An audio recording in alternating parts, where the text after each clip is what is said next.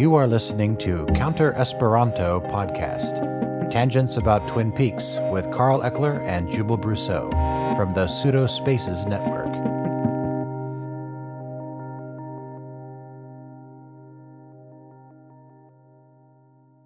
Hello, everybody. You're listening to Counter Esperanto, tangents about Twin Peaks, and my name is Jubel and I am with Karl.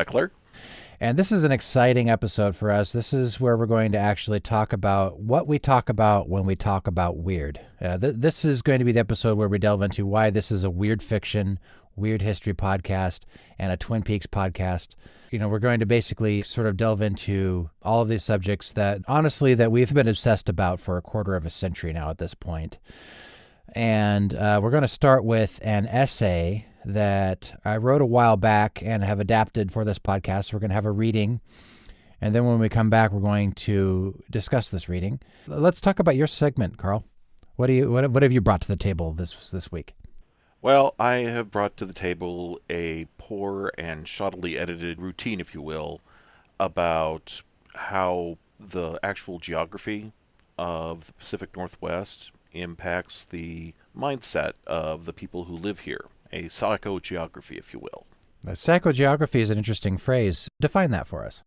I would be happy to if I could, but instead, let me just state that psychogeography is a word that I use, possibly incorrectly, to explain the connection between a land and the people who are in it. That connection, of course, runs both ways. Every place has its own mythology, its own personal urban legends, and the Pacific Northwest seems to give birth to a unique series of those legends and mythologies. In this particular reading, I chose to investigate some of those mythologies that have escaped the Pacific Northwest. Later on, I hope to do another one on some of the more personal legends and mythologies that we ourselves experienced while we were living here. Yes, that's actually a good point. We've probably mentioned it in passing before, but Karl and I are both from the Pacific Northwest. I moved to Colville, Washington in 1989 or 90, and we went to high school together in Colville High School.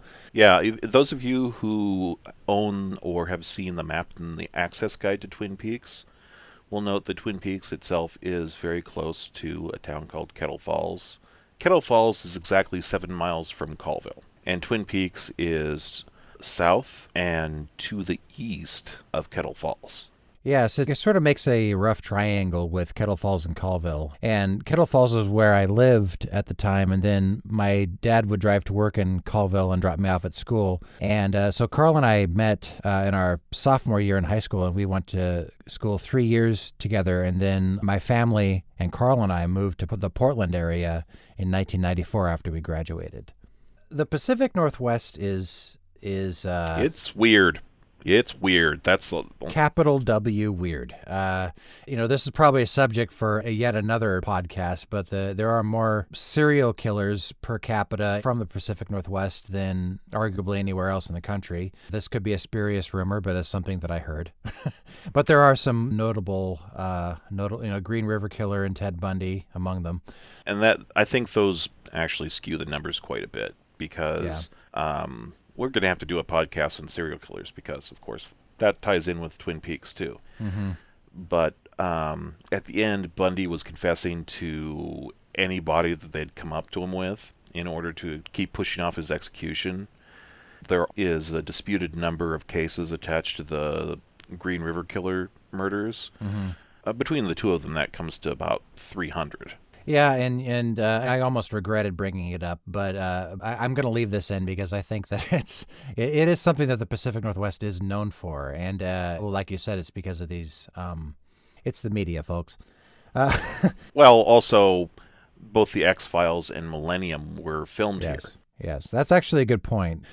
So one of the reasons why we started this podcast, why we actually decided to go for it, is the fact that Mark Frost came out with his book and we read it and realized that it was sort of about a lot of the things that Karl and I had been independently talking about for a long time. We have a couple projects that we are still discussing and working on that are at least tangentially related to some of the stuff that Mark Frost talks about in the Secret History of Twin Peaks. And we realized that this is sort of our wheelhouse. This is sort of our avenue into a really good sort of robust discussion about the series and weird topics. It turns out that we know a great deal about the secret history of Twin Peaks that we didn't think we knew. That's a good point. Some of the things that he brings up in the book have been things that we've discussed over coffee. Karl lives in Spokane and I live in Portland. And when he would come and visit me, we have a coffee shop near my house, and we would go and we'd sit and we'd talk about different projects. We've been kicking around the idea about a podcast, for a long time that was not necessarily related to Twin Peaks, but it's as if Mark Frost's book became a bridge between twin obsessions. It's like he's mining a parallel vein. Yes. And what we're trying to kind of root around in the collective subconscious. Without further ado, I'm going to run my essay, and then on the other side of it, we're going to come back and we're going to talk about the weird.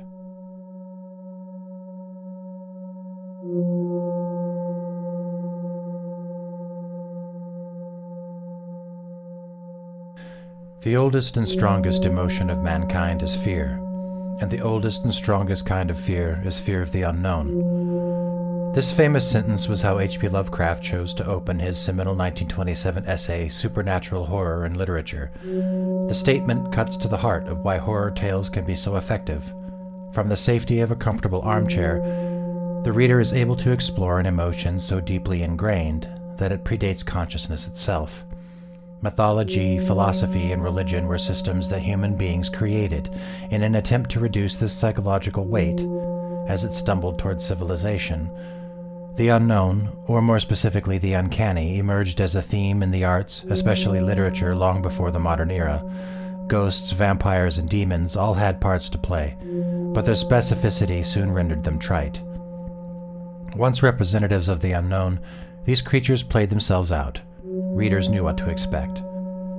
At the turn of the 18th century, there came writers of particular sensibilities which allowed them to turn their attentions to what was there in the first place, a primordial horror that oppressed the minds of prehistoric humans who huddled in caves on stormy nights, and that seemed resistant to both science and prayer. This came to be known as the weird. Because of its ineffability, the weird does not manifest itself in literature as a genre per se, but as the psychological or philosophical foundation for a particular piece of writing. It can therefore be found in works by writers such as H.P. Lovecraft and Robert Bloch, who consciously wrote in the weird mode for pulp magazines of the early 20th century, like Weird Tales, which was established in 1923, as well as straight writers such as Ernest Hemingway and William Faulkner. These latter would not necessarily have been intentionally attempting to evoke a nameless horror in their writing, but were merely setting a particular mood. The horrific implications at the end of Faulkner's A Rose for Emily will leave the reader profoundly unnerved, yet the author's theme deals primarily with the ways that communities are well off the mark in their perceptions and opinions of one another. The question remains then of what constitutes a so-called weird tale. Anne and Jeff Vandermeer, in the introduction to their compendium The Weird, define a weird tale as, quote, a story that has a supernatural element but does not fall into the category of traditional ghost story or Gothic tale. Nevertheless, it's known that the weird in literature can be traced from Gothic tales by the likes of Hugh Walpole, who wrote The Castle of Otranto, and the novels of Anne Radcliffe, an example would be The Mysteries of Udolpho, and through the writings of Edgar Allan Poe. This disconnect may be attributed to the fact that a Gothic tale differs from other horror fiction in that it stems from a particular set of anxieties that concerned the British and Anglo-Irish middle class at the end of the 18th century. A classic Gothic tale will often feature a depraved monk or abbot, a helpless woman trapped in a crumbling castle, and perhaps the ghost of a long-dead ancestor in the dungeon. The tropes were often thinly veiled Protestant fears of another Inquisition brought on by some diabolical faction of the Catholic Church. Admittedly, there's not much horror of the type where the human has no place and dies to itself, either weeping or screaming in awe at the horror of existence, as author Thomas Ligotti puts it in The Conspiracy Against the Human Race. There is, however, much atmosphere of dread in the works of many Gothic writers, of which Anne Radcliffe was a master. This was noticed and expanded upon by one of her fans, Edgar Allan Poe. Radcliffe's novels were romantic at heart, and as such, the supernatural was often explained away, the heroines escaping into a peaceful resolution. As Ligotti writes, atmospherically, death itself had not been added as an element to concentrate the effect of a horror tale. In Poe's mind, horror is easier to maintain in shorter bursts, with protagonists that are kept general enough to facilitate the reader's sense of empathy. One is there, in that situation. For this reason, Poe is known for perfecting the form of the short story. What Poe introduced to literature that transcends the tropes of Gothic or standard supernatural fiction is psychological realism. Lovecraft explains, before Poe, the bulk of weird writers had worked without an understanding of the psychological basis of the horror appeal, and hampered by conformity to certain empty literary conventions such as the happy ending, virtue rewarded, and a hollow moral didacticism. When the unnamed protagonist of The Telltale Heart asks, "How then am I mad?" it's clear that the reader is in the hands of an unreliable narrator. The Fall of the House of Usher, arguably one of Poe's most important tales, is a major turning point, with all of the trappings of a classic Gothic story cranked up to the nth degree. With the decadent remains of an old bloodline, an estate that is literally crumbling, and the cloying atmosphere of decrepitude, this story is filled with dread that seems to be pressing in from outside the narrative itself. As in a nightmare, we are trapped in place and helpless as the events unfold. As is the case with our five senses, the only thing we can be sure of as reality is what is directly at hand.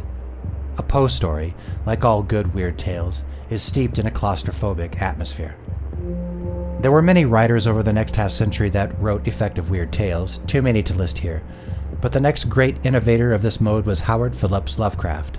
His earliest writings were little more than pastiches of Poe and other decadent writers, but where Poe inserted psychological sophistication into his work, Lovecraft became interested in more of a cosmic effect.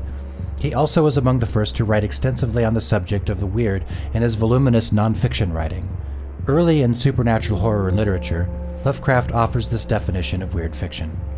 The true weird tale has something more than secret murder, bloody bones, or a sheeted form clanking chains, according to Rule. A certain atmosphere of breathless and unexplained dread of outer, unknown forces must be present, and there must be a hint, expressed with a seriousness and portentousness becoming its subject, of that most terrible conception of the human brain, a malign and particular suspension or defeat of those fixed laws of nature, which are our only safeguard against the assaults of chaos and the demons of unplumbed space. It is a definition that bears a complete quote. H.P. Lovecraft's work was almost exclusively published in pulp magazines such as Weird Tales and Astonishing Stories during his lifetime, which earned him very little money, and until recently very little respect. Nonetheless, his approach, and that of a select few of his contemporaries like Clark Ashton Smith and Conan the Barbarian creator Robert E. Howard, revolutionized supernatural horror as a genre. This is what the Vandermeers describe as the rise of the tentacle. In Lovecraft's view, civilization had more or less come to an age of reason, where science had supplanted religion as a source for explanation regarding the workings of the universe. The old boogeymen who originate from ancient folklore had long lost their impact, since they depended upon strongly held superstition to produce their chills. Lovecraft, an atheist, knew that with every new discovery and breakthrough, science was proving how puny and frankly inconsequential humanity was in the cosmic scope. To put it simply, Lovecraft sought to create stories that would frighten atheists. S.T. Joshi called this mode quasi-science fiction, where it is only our ignorance of certain natural laws that creates the illusion of supernaturalism. One of the themes that are conspicuously absent in Lovecraft's work and most weird fiction of the time is the theme of good versus evil. Morality is exposed as a feeble human construct, and horror itself is, as Poe wrote, the soul of the plot. This is a world where the universe is indifferent at best to the existence of humanity. At worst, forces beyond human understanding seek to destroy us, or use us for their inscrutable ends. The protagonist of a weird tale is merely a perspective from which to view the horror of the plot. The most iconic of all of Lovecraft's creations is of course Cthulhu, whose very name represents humanity's inevitable fumbling in the face of a horror beyond its understanding. Cthulhu is onomatopoeic and represents the closest sound that the structure of the human mouth and throat can come to producing the creature's actual name. Legends hint that Cthulhu is a high priest in a culture that predates life on this planet, who for some unfathomable reason became imprisoned on Earth. Cthulhu is only depicted in Lovecraft's tales through bas-reliefs and statues, which show a squatting quasi-human form with stunted wings and a pulpy, nebulous head, which sprouts a cluster of tentacles where the face would be. The actual entity likely exists in some supercorporeal state, dormant and dreaming in the unknown sunken city of Relay. In the story The Call of Cthulhu, the creature's consciousness begins to invade people's dreams, driving them mad. The plot itself is structured a bit like an onion, with fictional correspondence, documents, and verbal accounts splintering off and leading to a horrific central revelation. This story is a prime example of the weird theme of the horror of forbidden knowledge, which Lovecraft employed, often to great effect. H.P. Lovecraft would have been forgotten after his early death of stomach cancer in 1937, but for the efforts of friends and colleagues such as August Derleth, who founded the publishing company Arkham House as a way to publish and preserve Lovecraft's writing, which was languishing unpublished or in the back catalog of cheap pulp titles. Because of this, writers as diverse as Stephen King, Jorge Luis Borges, and Joyce Carol Oates have found inspiration in Lovecraft's work and have put their own spin on weird themes. Lovecraft, however, wasn't the only great innovator of the weird at the time. In the 1940s, English translations of the work of Czech writer Franz Kafka was making its way onto the shelves. Kafka's themes of alienation from the modern world, and in the case of the Metamorphosis, alienation from one's own body, resonated with the existentialists and surrealists alike, who came about largely as a response to the industrialized mass-scale insanity of the First World War. Kafka's work became hugely influential, and he found a place in the greater pantheon of literature long before Lovecraft did. Later, weird writers Richard Matheson and Charles Beaumont were the most prolific contributors of stories for Rod Serling's The Twilight Zone, with the exception of the host himself. The show was, of course, extremely successful. It turns out that the theme of the world suddenly not being what you thought it was as resonant as ever in the post-World War II Cold War era. The late 20th century and this past decade and a half of the 21st has produced something of a renaissance in weird writing. The cause of this exceeds the scope of the present essay, but it is likely linked to the same reason that the term Kafkaesque has been consistently bandied about these many decades since Kafka's death. Ours is a time of many paradoxes, where easy access to the world's information in the form of the internet may produce more distraction and isolation than ever. Virtual communities have in many ways replaced real human connection. Isolation and bureaucracy have reached levels that Kafka himself could not have fathomed. This dynamic has led to a new brand of weird fiction for the modern age. Thomas Ligotti, who began publishing his stories in the 1980s, is widely considered the greatest practitioner of the weird since Lovecraft. His themes of nightmarish descent into madness and the dissolution of the ego bridge the thematic gap between Lovecraft and Kafka. One collection of his stories is actually titled My Work Is Not Yet Done, 3 Tales of Corporate Horror. His nonfiction writing about the horror genre can be as harrowing as his tales. Here's a quote. "The horror story, by obeying the terms of the nightmare, is a way that, deviously, some people use to think about the unthinkable, to face what we otherwise would not choose to look upon, and, more importantly, to control and give meaning to that which can neither be controlled nor harbors any meaning." Other writers such as Laird Barron and Mike Allen have subjected the classic pulp archetypes of grizzled Pinkerton agent and alcoholic detective to mind-flaying horrors that make them wish they were simply chasing murderers. In this way, the writers are playing around with the tropes of the past and filtering them through the lens of 21st century social and gender norms, while concocting feverishly cosmic obstacles for their protagonists to contend with. Ligotti and Barron subsequently caught the attention of writer Nick Pizzolatto, creator of HBO series True Detective. Pizzolatto infused the character of Rustin Cole, played by Matthew McConaughey, with Thomas Ligotti's philosophical worldview, and concocted a scenario that seems directly drawn from Barron's hard-boiled approach. The show was evocative and wildly successful. Weird fiction explores the limits of what is known and what is beyond our grasp. This is the paradox of knowledge. More paths of inquiry lead to more ways to get lost in the woods. There will always be writers with the sensitivities required to pick up on these themes and weave them into a chilling tale, and there will always be an audience for it. There is something in the weird that speaks to a part of human consciousness that is rarely approached by direct thought, but is always there no matter how many distractions are available at hand. Indeed, perhaps that is what one most fears when the devices are turned off, the lights are low, and one is alone with her thoughts. In this agitated state of mind, one may reach for a book to get lost in. The weird can be many things, but distraction from fear is not one of them. Still, there can be great pleasure in facing fear head-on in the presumed comfort of a favorite armchair.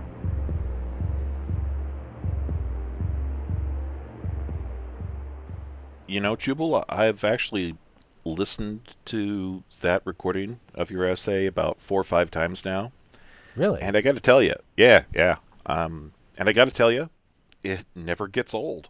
I really like how you very quickly were able to tie in all the different roots that went into forming what we call weird fiction now. I mean, we both came to it through, probably obviously to those who've just listened to this, by reading H.P. Lovecraft. And I have almost a traumatic impact with Lovecraft's work because I started reading him. Imagine, if you will, Lovecraft's works that focus more on the remote places in the back of beyond. And I started reading him, especially those works, in a lonely farmhouse 15 miles away from the nearest population center, 2 miles from the closest neighbor. The only other person is my grandmother sleeping a room over. There's absolute silence outside except for the occasional howling of coyotes. Oh, wow. Totally barren when you look out the window. I couldn't sleep, and so I thought, I'll try this Lovecraft guy. See if reading something will help me get to sleep tonight, because apparently I'd eaten too many chocolate-covered coffee beans. Well, that didn't work. I got done with that first collection of Lovecraft around 5 in the morning. I was shaking with fear because of just the existential loneliness of the place. After a while, I just couldn't take it. I actually snuck out, again, just fingers trembling, to my car and pulled forth a old paperback of Highland short stories or something that didn't involve ancient evils coming back to eat us through our dreams. I just read that until the day could start, and I just didn't sleep that night at all. So this was your grandmother's farmhouse. This was before you graduated high school or just after? It was just after, actually. Yes, that terrifying display of lack of bravery was the act of an 18-year-old man. Yeah, because you gave me, I think I still have it actually. It was the old paperback copy of The Lurking Fear. Yeah, it's got the lurking fear in it. Most appropriately, it had The Color Out of Space in it, which takes place in a lonely farm out in the middle of nowhere with big, open, empty sky. We started reading a lot of the people that influenced Lovecraft, like Algernon Blackwood, Lord Dunsany, Arthur Machen. Of course, Poe. Yes, Edgar Allan Poe was probably his first love when it came to weird fiction.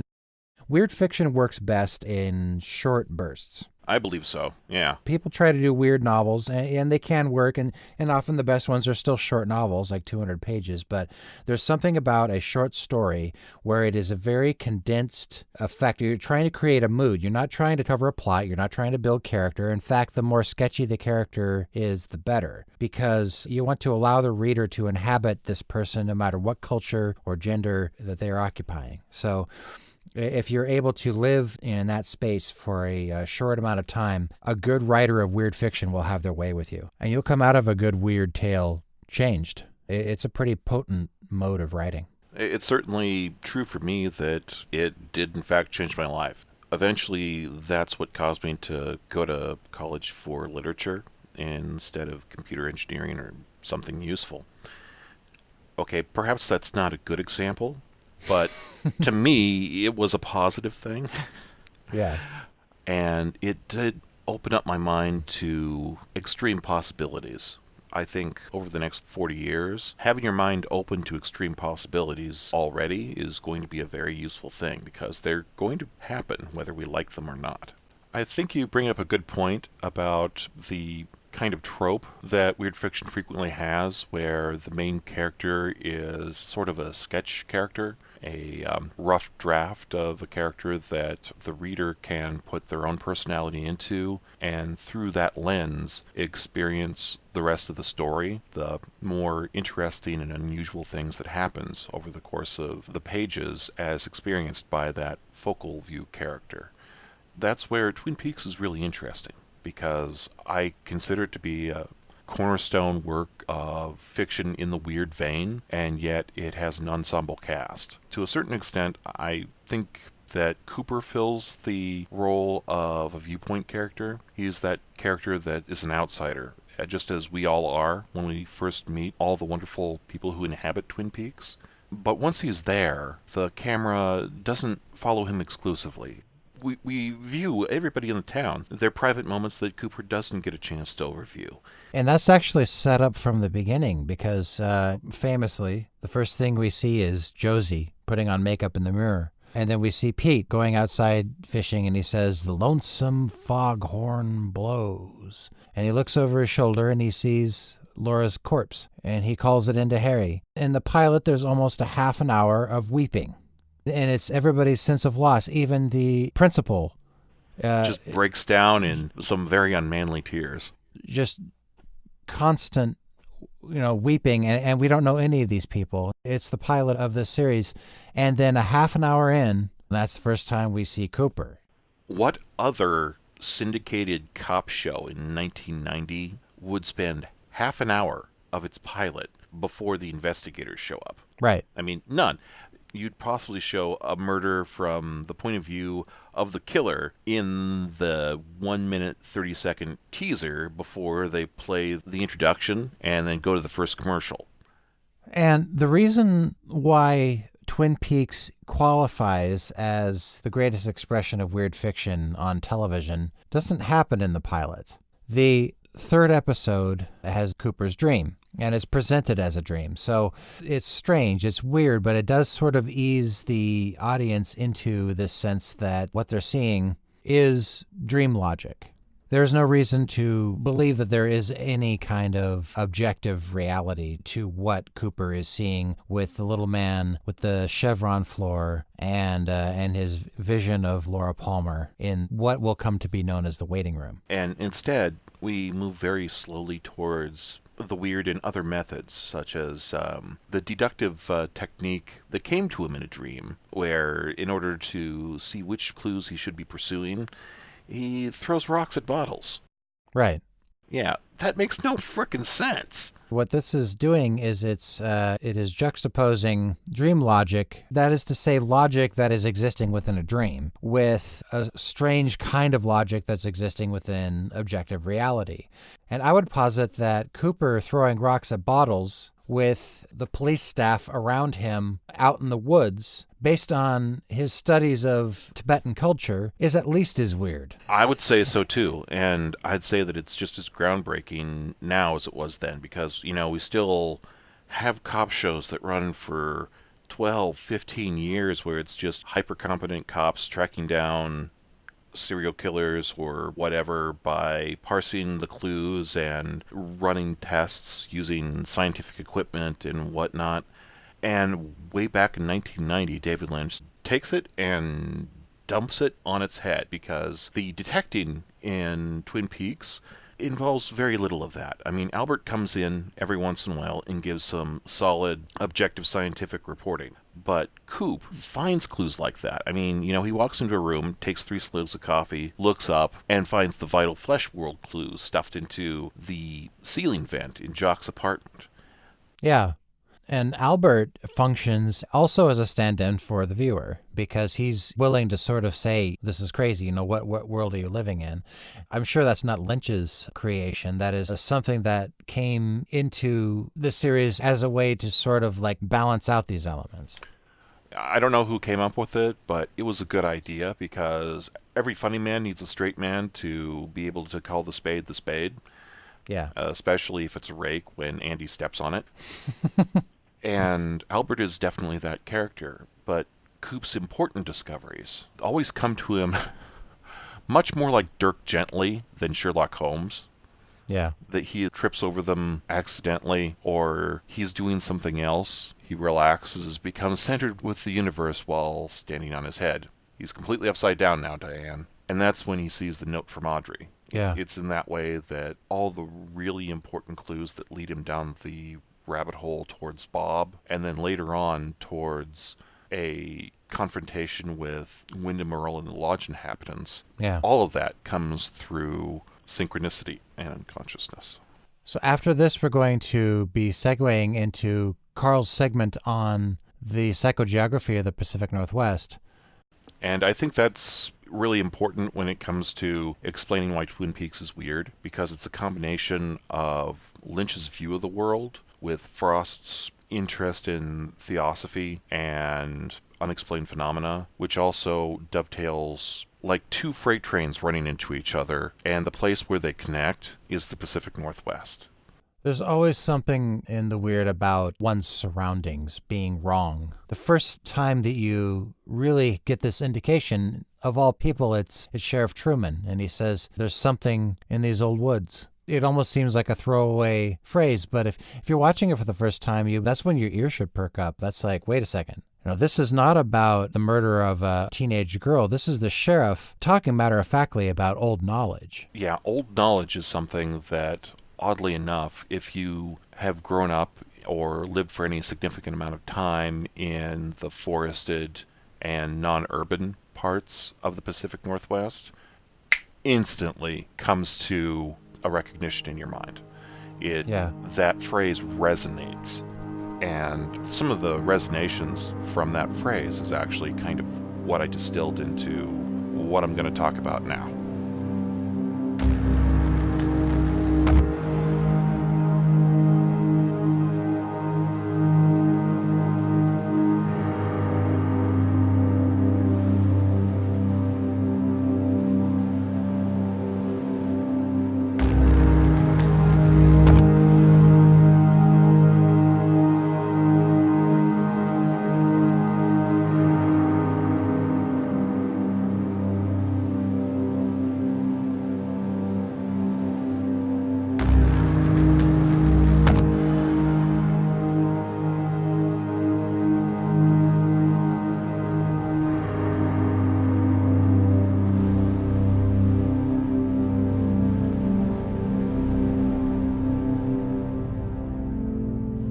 Primordial horror that oppressed the minds of prehistoric humans who huddled in caves on stormy nights, and that seemed resistant to both science and prayer. Jubel Brousseau. Jubel's description of the weird works equally well as a description of Twin Peaks' Bob, and from this alone one can make the argument that Twin Peaks is capital W weird. Yet, the show's roots and rhizomes reach out for nourishment in strange soils, much older than the weird as literary convention. The tendril I aim to follow here taps into the unique sense of place, particular to the Pacific Northwest region of North America. The obsession I feel towards Twin Peaks, the town, comes from the feelings that, in some sense, Jubel and I have a right to call it our native soil. Both of us attended Colville Senior High School, which did in fact have those lame heart rate monitor racing stripes down the concrete block constructed halls, and whose connections to Lynch and Frost's world did not end at interior decoration. No, not by a long shot. Lynch lived for a time in Spokane, the nearest city of any consequence to both Twin Peaks and Colville. The fictional town's population of 5,121, the misprinted signage to the contrary, approximates the size of Colville's population in 1989, the year Jubel and I entered those storied and badly striped halls. There were other similarities as well, from a spiritual warfare taking place between light and dark magicians, child predation by authority figures, a sawmill facing tough times, and a thriving drug trade. There was also a local species of old-growth dwelling animal made into a symbol by both hippie conservationists and blue-collar loggers. And like Twin Peaks, our town had a surprisingly large population of federal agents and military personnel. These stories, however, may prove to be of limited interest outside those of us who experience them directly. So we'll move on to building a brief profile of the strange psychogeography of the region at large, returning to the personal only if there is interest or need to do so at a later date. Should any errors, inconsistencies, or questions occur to you, we welcome your comments and corrections, inviting you to note our contact information listed without fail at the completion of each episode. To begin with, it is necessary to note that Americans tend to view our land and country as fresh and new, lacking the long habitation of European, Asian, or African states, the newest and freshest being the lands of the northern shore of the Pacific Ocean, embracing Oregon, Washington, Alaska, and British Columbia. The reality is that these lands have memories reaching back into deep time, and human habitation going back to the end of the last ice age, 10 to 20,000 years ago, when adventurous tribal units migrated over a temporary land bridge into a new world. Once here, they hunted mammoth and mastodon, developed a highly specialized technology in order to adapt to conditions they found, and eventually went south to create the cultures that would become the Olmecs, Mayans, and the other city-building civilizations of South America. Their North American relations, meanwhile, preferred to organize into smaller units, knit together by great trade confederations. These widespread systems have proved themselves capable of bringing Virginian tobacco to Vancouver Island and returning rare whale products to the shores of Lake Michigan. Like all humans everywhere, the night was full of monsters. It still is for us, today, after all. The mugger, the drunk driver, and the serial killer may be the names of our monsters. We may believe that they take human form, but we cannot quite see these threats as humans like us. They are the other, and our fear transmutes simple need or psychopathology into something dark and unrecognizable. The first peoples of America were no different, and it is from their lips we first heard tales of Sasquatch. Some of these tales were of a familiar sort. The Skookums, for instance, were a race of cannibalistic wild men living at the peak of Mount St. Helens. Another legend related to the warning, fairy tale-like, that to say the name of a certain race of inimical beings would brook terrible reprisals. The foolish namer, usually a child, would be carried off into the darkness, to be killed and eaten if lucky, to face more unthinkable torments, if not. Yet, Halkomelem peoples tended towards an alternative view of the hairy man of the woods. To them, Sasquatch was much like any other tribe inhabiting the deep forests. They were of a giant stature and covered with hair, but they spoke a language and were on generally good terms with the Halkomelem. That they were somewhat shy and preferred to avoid contact with white men seems, with the benefit of hindsight, to simply be good sense.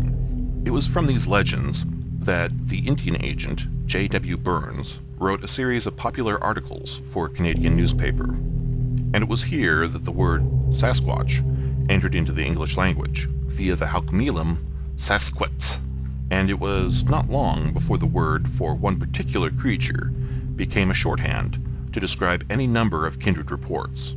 For example, Fred Beck of Kelso, Washington, recounted a story in which he was one of a party of 5 miners who were besieged all through a long July night in 1924 by a number of hairy ape men, or mountain devils. The area immortalized the incident by naming the nearby Mount St. Helens lava tubes, some of the longest such formations in the world, the Ape Caves. And later on, this particular incident became deeply woven in Sasquatch lore. Later on, during the 1960s, as the number of sightings increased and the quality and believability dropped, the name Bigfoot became attached to the legend from the huge, and doubtful, plaster casts of footprints found in out-of-way places throughout the Northwest. The fever peaked when Roger Patterson and Robert Gimlin released 53 seconds of silent film that remains the best evidence for the modern existence of Bigfoot. You probably know the one I mean. The Patterson-Gimlin film has been reviewed by everyone from Arthur C. Clarke to Fox Mulder, and remains the focus of a number of modern Bigfoot hunters, even if the object of these worthies may have shifted from the discovery of a new species to a juicy contract with the Discovery Channel. Another source of international fear and intense interest has its birth in the Pacific Northwest: flying saucers. Not to be known as UFOs for another 15 years, these had their start in 1947, when Kenneth Arnold had his famous encounter with a flight of 9 triangular craft that moved like a saucer if you skip it across the water, in the skies over Tacoma, Washington. The Maury Island incident, mentioned before in our segment on star jelly, was another flashpoint of weird phenomena that came out of the misty waters of Seattle's Puget Sound, like a fully formed modern mythos, complete with extraterrestrial visitors, government interferences, men in black, mysterious deaths, and a general air of the inexplicable, or the unbelievable. Indeed, Maury Island's weird history probably deserves its own segment, possibly its own podcast. It was from the incident stories about the downing of an Air Force B-25 carrying salvaged saucer debris from Maury Island that the first threads of government involvement with extraterrestrials was to enter into the common consciousness. It is now well known among UFO researchers that not all mysterious abductions are attributed to visitors from Zeta Reticuli or other related stellar neighborhoods. Some seem to be carried out by secret branches of the government or military. These MILABs are sometimes theorized to be carried out against those lucky or unlucky few to have an encounter with alien craft, while others are merely cover for long baseline experiments. What the goal of said experiments may be is of great debate, as is the technologies and techniques used to carry them out. Some researchers point towards unmarked helicopters with noise cancellation technologies, others at human-piloted UFOs, and others look to recondite explanations involving the Philadelphia experiment, mind control, or the invisibility systems of Project Cameleo. While many would be justifiably disposed to view such actions as both illegal and improbable, real history holds verified truths that gives even the most skeptical pause. Consider the construction, in a very short time frame, of a device capable of previously unguessed-at liberation of explosive energy. The race to unlock the secrets of the atomic bomb is now part of the public history of our nation, as is the serious health impacts, dubious experiments, and poor bookkeeping on the Hanford Nuclear Reservation during the early atomic age. Hanford, located near the confluence of the Snake and Columbia Rivers in southeast Washington, was host to the B reactor, the first full-scale plutonium breeder reactor in the world. That reactor made the reaction matter for the first atomic bomb, tested at the Trinity site in New Mexico, as well as the plutonium used in Fat Man, the bomb that destroyed Nagasaki, Japan, and, officially at least, ended World War II.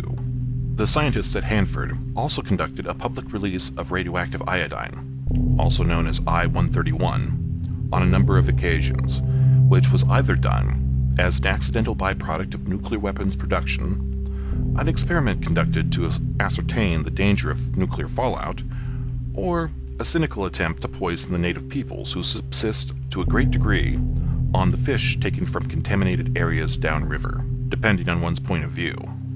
What is incontrovertible is that Hanford contains 2/3 of the United States' high-level radioactive waste, that it is currently the most contaminated nuclear site in the nation, and that it is our largest environmental cleanup effort to date.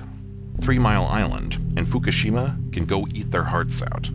They don't stumble over 70-year-old refrigerators containing the world's first plutonium at the bottom of a milk bottle, do they?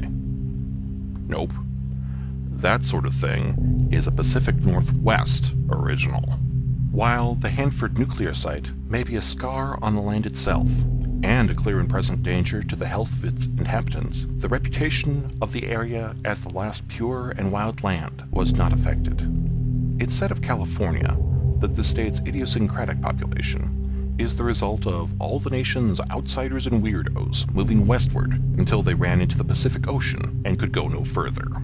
The same could be said for the Northwest, except that going further north is no longer an option, and thus, groups and ideas untenable, even in the warm, inviting California sun, find their way into the lonely deserts and ill-traveled back roads of Washington, Oregon, and British Columbia. That many of these efforts fail is evidenced by the abandoned log cabins and geodesic domes strewn about the wild places of our remote heaven. To zero in on one particular instance of this regional attribute, I ask you to look back briefly into the 1920s and 30s, when De Courcy Island, next to Nanaimo, British Columbia, became the base for the Aquarian Foundation. The Aquarians were an offshoot of the Theosophical Society, and combined the writings of Madame Helena Blavatsky with that of the, let's call a spade, the cult's leader, Edmund Wilson, better known as Brother 12. At the height of the Foundation's power and popularity, it boasted over 8,000 followers, money equal to the tens of millions in today's buying power, and colonies on 3 nearby islands in the Salish Sea. Of course, Brother 12 also believed that he was a reincarnated pharaoh from the 18th dynasty of Egypt, or perhaps the god Osiris himself. And, given his divinity, he started having a number of affairs with his female followers and sequestering vast sums away from Foundation donations. The Foundation itself failed and dissolved in 1929, but Brother 12 continued to work his spell over the remaining adherents on De Courcy Island. They, of course, did most of the work, encouraged gently on by his writing crop-wielding dominatrix right-hand woman, the wonderfully named Madame Z. When one member escaped to the mainland with tales of torture and imprisonment, Madame Z and Brother 12 escaped in a tugboat after destroying buildings, farm equipment, and even scuttling the Lady Royal, Brother 12's personal sailboat. Madame Z, her real name Mabel Scotto, disappears from history at this point, and the Brother 12 himself was reported to have died in Switzerland in 1934. Unless, of course, he achieved a more typical form of reincarnation, as attested to by his San Francisco lawyer, whose son still claims to have seen Wilson a number of months after his death. In this random and incomplete collection of Northwest oddities, a number of through lines trace themselves. And like all ideas rendered in Counter-Esperanto, those lines lead back to Twin Peaks.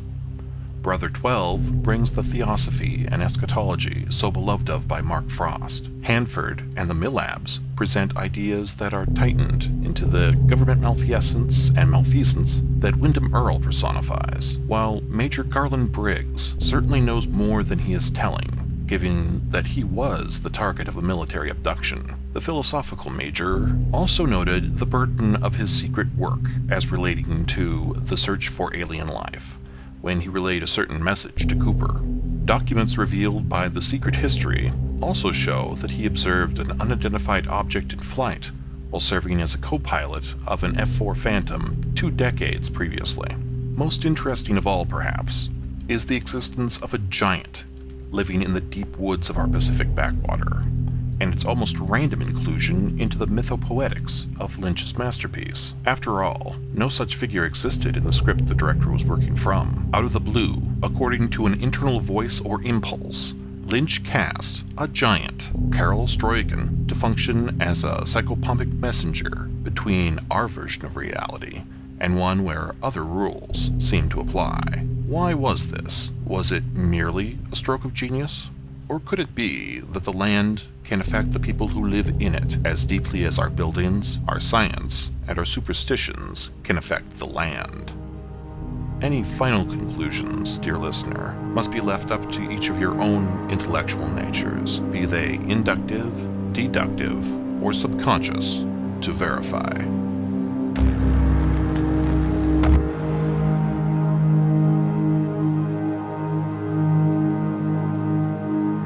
So, the Patterson-Gimlin film. That's the famous footage, right? Yeah, that's the one that appears on everything from In Search Of to Arthur C. Clarke's Mysterious Universe to what Mulder watches in his darker moments of really wanting to believe something's out there. What he's watching is the Patterson-Gimlin film. And yeah, one of them, I can't remember if it was Patterson or Gilman, has recently come forward and said, yeah, we were just doing it to try and make some money. That's the interesting thing. You can't debunk something that people believe in that strenuously anymore. Even if you're the person who bunked it and you come forward and say, no, we got an ape costume from the costume store 3 towns over, and I shot a couple feet of film, tried to turn it into a book deal, and got screwed. And in the end, we didn't make any money on it. I'm like tired of hearing about it. And people will go, who paid you to say that? I am smelling government cover-up here. I'm going to find the truth. Yeah, when people have a deep enough investment in anything, they cannot disbelieve it. They are just too far invested in it. And the Bigfoot and the Patterson-Gimlin film is one of those.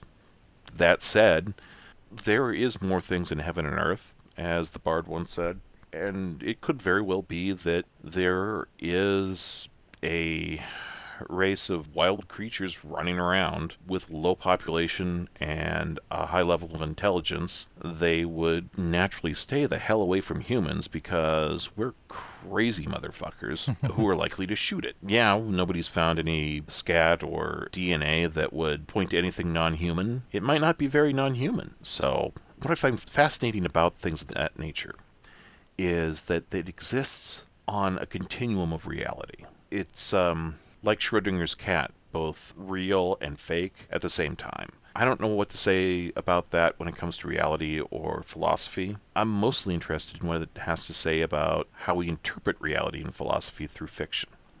One thing that's really stuck with me watching the series and learning about where it was filmed, it's set in the northeast corner of Washington, but it was actually filmed in central and western Washington, more in a coastal area. There's a lot more fog than we had in our neck of the woods. There's something in Washington we call the rain shadow, where the most western branch of the Rocky Mountains kind of splits in BC, Canada, just north of Washington. The main Rocky Range goes down the eastern part of the state, and also Idaho and Montana and other states that I don't bother with much.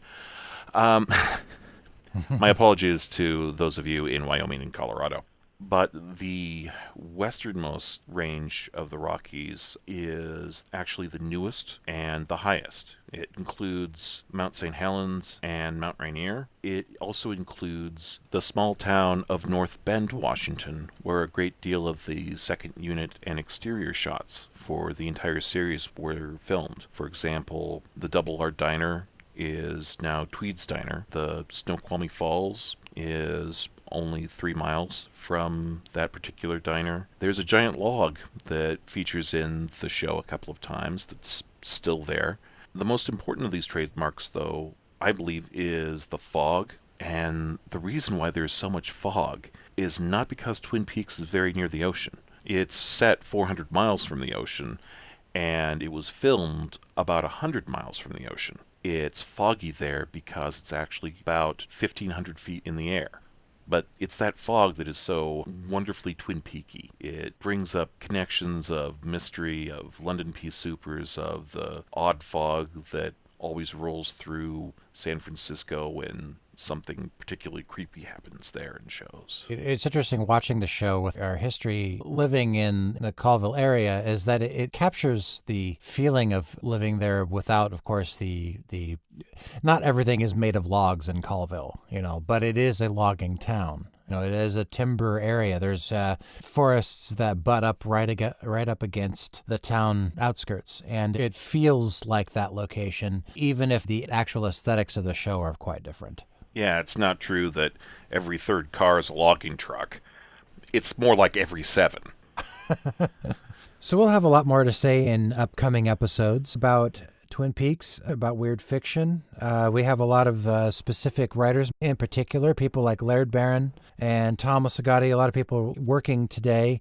The kind of work that they do is strangely intermingled with the same mindset and background and aesthetic that we see in a lot of Twin Peaks. So we think that if you stick with us, it will continue to be interesting.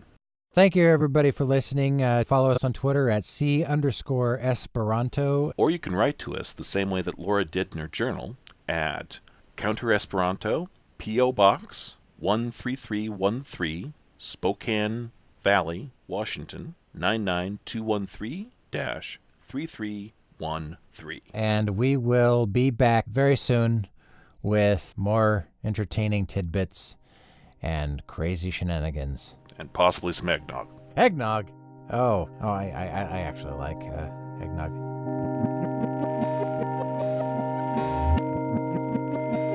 Thank you for listening to the Counter Esperanto podcast on the Pseudospaces Network. Please direct all email correspondence to counteresperanto@pseudospaces. That's PSEUDOSPAC.ES. Thank you. Greetings, listeners. It may occur to you that we didn't talk much about the Red Room, lodge denizens, etc., in our discussion about Twin Peaks as weird fiction, which of course is arguably the weirdest element of the series and film. Have no fear, we feel that it warrants its own segment, if not longer, and that will be coming up in a future episode.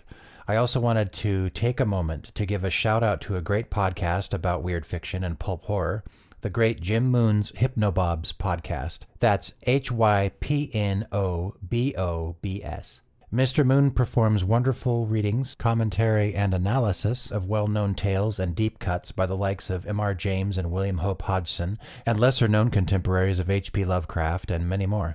There are multi-episode cycles that discuss the strange undercurrents found in everything from Batman comic books to the history of the Christmas holiday. As I scroll through the list of episodes, I am astonished by what I see. Check out the website hypnagoria.com. That's HYPNOGORIA.com. Find a subject that intrigues you and dive in. And now to finish things off, here is a bonus reading of H.P. Lovecraft's Fungi from Yuggoth, Sonnet Number 7, Zaman's Hill.